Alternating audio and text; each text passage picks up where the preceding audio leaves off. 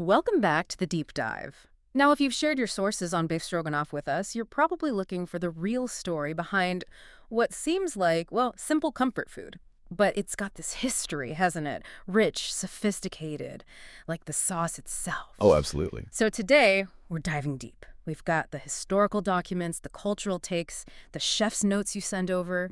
Our mission, cut through all that noise, give you the shortcut to really knowing beef stroganoff. Because it's more than just beef and cream, right? It's a story, aristocracy, revolution, culinary skill, a real mix of Russian warmth and maybe French technique. Precisely. Yeah. And that's our goal for this deep dive.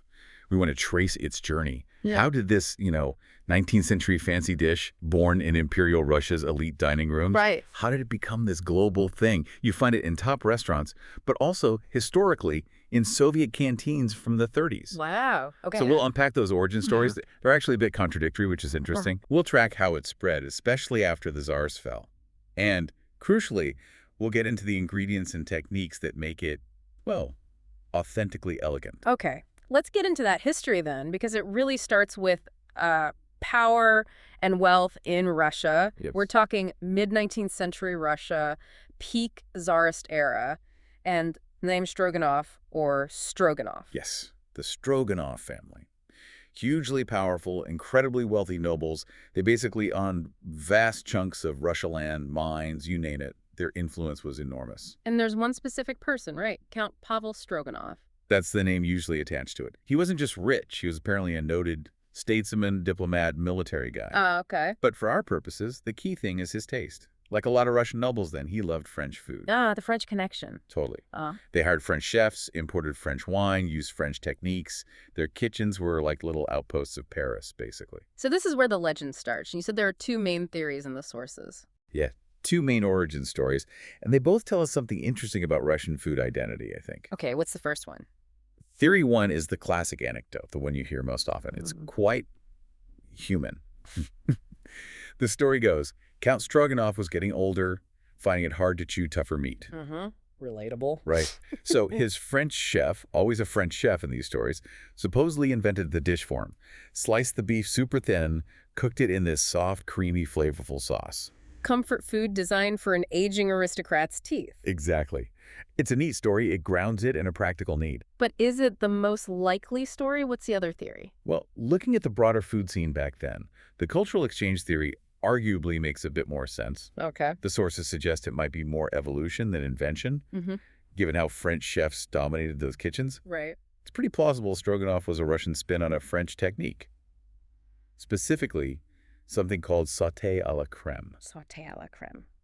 So, sautéed meat finished with cream. Basically, yeah. Quick sauté, rich cream sauce, very French.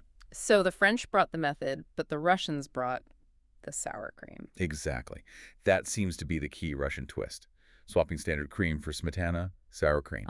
That gives it the signature tang, that richness that cuts through the beef and butter. It makes it distinctly Russian, not just a copy of a French dish. It's amazing how fast it went from like a private kitchen thing to being written down. Yeah, pretty quickly. Within a generation, really. The first written recipe we know of pops up in 1871. That's a specific date. Where was it published? In a massively influential Russian cookbook, Elena Malokovet's A Gift to Young Housewives.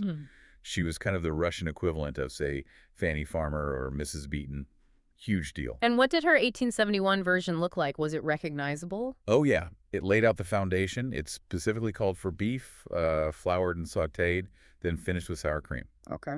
And notably, what's not in it is telling. No tomatoes, no mushrooms, no wine. Just that core elegance. Yeah. Beef, sour cream, mustard. So right from the start, it was this bridge. Russian ingredients, French technique. Absolutely. It embodied that meeting point. Russian heartiness, the beef, the butter, the smetana, with that refined European technique. And that universal appeal must be why it traveled so well. That and geopolitics. The sources are pretty clear. Its global spread really kicked off after the Russian Revolution. Makes sense. Early 20th century, you had thousands of Russians fleeing aristocrats, chefs, intellectuals. They took their culture and their recipes with them. Where did they go? All over. Big communities ended up in places like Harbin in China, certainly Paris, and eventually New York, and they brought Stroganoff. So by the mid-20th century. It was an international staple. The real seal of approval came in 1938 when it got included in the Larousse Gastronomique. The French culinary Bible. Exactly. Yeah. When the French masters acknowledge a foreign dish like that, you know it's arrived. And you can even see similar ideas like beef and cream sauces appearing earlier in other cookbooks, like Francatelli's in 1859. The concept was in the air. But the really mind-blowing part for me is how it survived inside Russia. After the revolution, the aristocracy was gone, but the dish stayed. And not only stayed, it transformed. That's what shows its real strength, I think. It went from being this elite thing to a staple for ordinary people. Even in the Soviet era, wasn't fancy food frowned upon? Sometimes, yeah. But Stroganoff, or Beef Stroganoff as it was known, remained incredibly popular, almost beloved, according to the sources. How does a dish for one rich guy end up feeding, like, the masses? Or even the army? It comes down to its core brilliance, simplicity and adaptability. For the Soviet system, it had advantages. Like what? Well, first, it's hearty, calorie-dense, hot filling. Great for workers or soldiers. Second, it's fast to make in big batches. Okay, efficiency. Exactly. And third, you could adapt the ingredients. Sure, the original used tenderloin, but for a canteen, you could use tougher, cheaper cuts and let the sour cream and cooking method do the work of tenderizing. So the Soviet archives actually mention it being used in canteens. Yet the culinary archives from the 1930s confirm it. Adapted for public cafeterias, factory kitchens, army messes. Simplified, maybe? But the basic idea, beef, tangy cream, onions survived. That's incredible resilience. It really is. It shows the dish's foundation was solid, not just dependent on aristocratic luxury. That journey from the count's table to a Soviet mess hall, that says it all. It became truly democratic in a way. Okay, let's shift gears. Let's talk authenticity, because this is where you, listening, can really get that edge right. Tell the real deal from the sometimes disappointing versions out there. Right. Let's nail down the authentic parts as we have. Tender beef fillet, sirloin, onions, butter, good quality sour cream, smetana, a bit of mustard Dijon, often, or maybe a dry English mustard, salt, pepper. And served traditionally over? Usually rice, egg noodles, or mashed potatoes. Simple bases. Okay, sounds straightforward. But here's the big reveal, the thing the sources really hammer home, and it might shock some people. Yeah, this is the big one. Modern versions, especially in the West, almost always have mushrooms. Sometimes ketchup, sometimes wine. Right. Mushrooms feel essential to many people. But the traditional Russian recipes, the 19th century ones, the classic versions codified later, they absolutely do not include mushrooms. No mushrooms. Seriously, why not? They seem like such a natural fit. Traditionally, it seems the focus was purely on that interplay between the rich beef and the tangy cream sauce.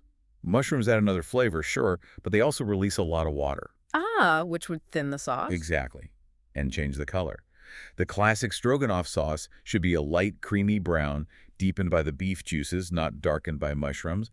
Adding them kind of turns it into a different dish, like a beef and mushroom dish with sour cream, rather than classic Stroganoff. Okay, that makes sense. It's about purity of flavor. And texture, too.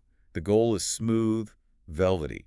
Mushrooms can interfere with that. So authenticity is also about what you leave out. Okay, let's get into technique. The chef's secrets from the sources. How do you get that perfect texture? It starts with the meat, as I said, tender cut. But how you cut it is non-negotiable. Across the grain. You mentioned that. Absolutely critical. Yeah. You must slice the beef across the grain. And just to be clear for everyone listening, why is that so important? Okay, think of meat like a bundle of straws. Those are the muscle fibers all running one way. If you slice along the straws, you keep those long fibers intact, chewy. Right. If you slice across the straws, you're cutting those fibers into short little pieces before you even cook them. That's what gives you that melting texture. Got it. So slice thin, across the grain, then what? Cook it fast. High heat. You want to sear the strips quickly, get some color, lock in the juices. Not stew it? Definitely not. The beef itself cooks in moments. The real art is the sauce. Okay, how do you get that smooth, velvety sauce? Not lumpy. Right. If you're using flour to thicken, which is traditional, you can't just dump it in. You need to make a slurry or maybe a very light roux first. So mix the flour with a liquid before adding it to the main pan. Exactly. Whisk it into some beef stock or even just water gradually. Coat those starch particles so they don't clump up when they hit the heat and the cream. That's the secret to silkiness. And then the final crucial ingredient, the sour cream.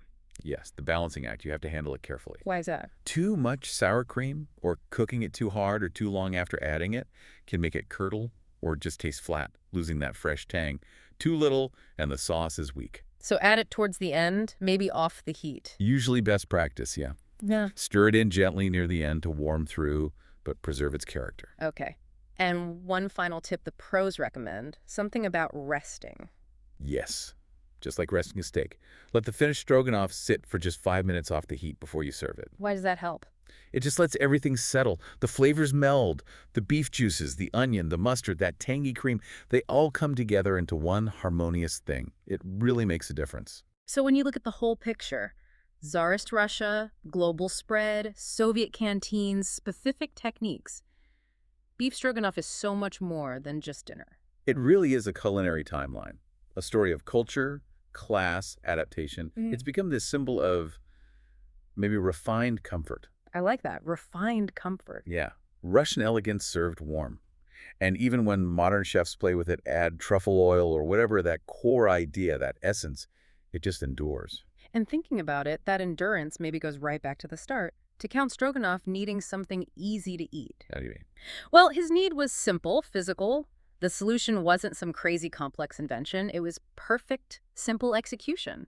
Slice the meat thin, put it in a forgiving sauce. That's a nice thought. Pragmatism leading to elegance. Exactly. And maybe that's the philosophy that allowed it to survive centuries of change, revolutions, everything. So we'll leave you with this thought to chew on, perhaps. Maybe true elegance isn't found in adding more complexity, but in getting the simple things absolutely perfect. Something to think about, definitely. Whether you're cooking stroganoff or, tackling anything else. Simplicity, perfectly executed.